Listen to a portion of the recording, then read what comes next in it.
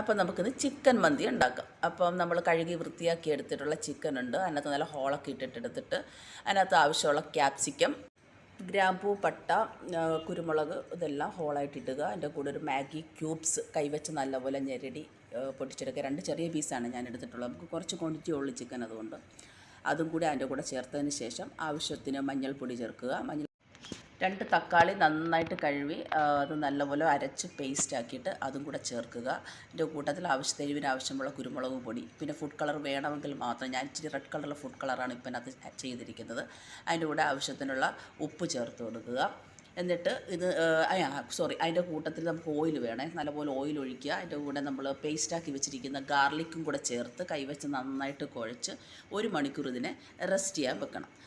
ഈ സമയത്ത് നമുക്ക് ആവശ്യമുള്ള ചോറ് റെഡിയാക്കാം. അപ്പോൾ അതിന് വെള്ളം ചൂടായിട്ടുണ്ട്. അതിലേക്ക് നമ്മൾ ചെറിയ ജീരകം, എൻ്റെ ഡ്രൈ ലെമൺ ഇല്ലാത്തതുകൊണ്ടാണ് ഞാൻ സ്ലൈസ്ഡ് ലെമൺ ഇട്ടിട്ടുണ്ട്. പിന്നെ നമ്മുടെ പട്ട, ഗ്രാമ്പൂ, ലീവ്സ് എല്ലാം കൂടി ഇട്ടിട്ട് ഒരു ഹോൾ മസാല ഇട്ടു. ആവശ്യമുള്ള ഉപ്പ് ചേർത്തതിന് ശേഷം കഴുകി ഊറ്റി വെച്ചിരിക്കുന്ന അരി ഇട്ട് കൊടുക്കുക.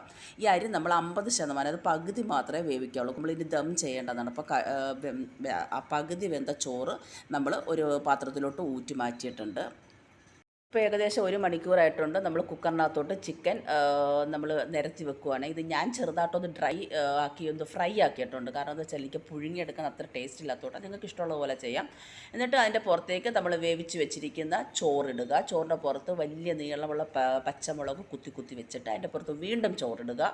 ചോറിട്ടതിന് ശേഷം നമുക്ക് ഫുഡ് കളർ ചേർക്കണമെങ്കിൽ ഞാൻ ഇച്ചിരി 2 കളർ ചേർത്തിട്ടുണ്ട്. അപ്പം മഞ്ഞൾപ്പൊടി കലക്കിയത് മഞ്ഞ നിറത്തിനും റെഡ് കളറിന് വേണ്ടിയിട്ട് ഞാൻ നേരത്തെ കലക്കി വെച്ചിരുന്നില്ല. നമ്മൾ നേരത്തെ ആ ഫുഡ് കളർ റെഡ് കളറും കൂടെ ചേർത്ത് മിക്സ് ചെയ്ത് വെച്ചിട്ട് അതിൻ്റെ പുറത്ത് ഒഴിച്ചിട്ടുണ്ട്. അപ്പോൾ ഇനി നമ്മൾ കുക്കർ അടച്ച് ഒരൊറ്റ വിസിൽ വരുത്തിയാൽ മതി. ഏകദേശം 50% വെന്ത ചോറല്ലേ, അപ്പോൾ നമ്മൾ 1 വിസിൽ വരുത്തുക. വിസിൽ വരുത്തിയതിന് ശേഷം നമ്മൾ കുക്കർ ഓപ്പൺ ചെയ്ത് കഴിഞ്ഞാൽ നല്ല പെർഫെക്റ്റ് ആയിട്ടുള്ള മന്തി റൈസ് റെഡി ആയിട്ടുണ്ടാകും. എൻ്റെ കുക്കർ ഇച്ചിരി വലിയ കുക്കറായിരുന്നു. അത് പറ്റിയ ഒരു പാത്രമില്ല, ഒരു പാത്രത്തിൻ്റെ അടപ്പാണ് എനിക്ക് കിട്ടിയത്. അടപ്പിൻ്റെ പുറത്തോട്ട് നമ്മളിതാ നന്നായിട്ട് അതിനെ കറക്റ്റായിട്ട് കമത്തി എടുത്തിട്ടുണ്ട്. അപ്പോൾ ഞാൻ ചെറുതായിട്ട് ഫ്രൈ ആക്കി വെച്ചാൽ എനിക്ക് ആ ഫ്രൈ വേണ്ടതുകൊണ്ട് അങ്ങനെ എടുക്കണമെന്നില്ല. പക്ഷേ ഇത് നല്ല ടേസ്റ്റ് ഉണ്ടായിരുന്നു. അപ്പോൾ നമ്മൾ ആവശ്യത്തിന് നമ്മുടെ ചിക്കനൊക്കെ നല്ലപോലെ പെർഫെക്റ്റായിട്ട് വെന്തിട്ടുണ്ട്, നല്ല ജ്യൂസി ആയിട്ട് വെന്തിട്ടുണ്ട്. പിന്നെ അതിൻ്റെ കൂട്ടത്തിൽ നമുക്ക് എന്താ സൈഡ് ഡിഷ് വേണ്ടതെന്ന് വെച്ചാൽ അത് റെഡിയാക്കാം. ഞാൻ തൈരിനകത്ത് ചില്ലി ഫ്ലേക്സും കുരുമുളക് പൊടിയും ഉപ്പും ഇട്ടിട്ടുള്ള യോഗട്ടാണ് റെഡിയാക്കി എടുത്തത്. അതും കൂടെ ചേർത്ത് കഴിച്ച് കഴിഞ്ഞാൽ നല്ല സൂപ്പറായിരുന്നു, ടേസ്റ്റ് ആയിരുന്നു. അപ്പോൾ എല്ലാവരും ട്രൈ ചെയ്ത് നോക്കണം.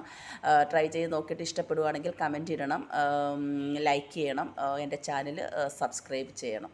താങ്ക്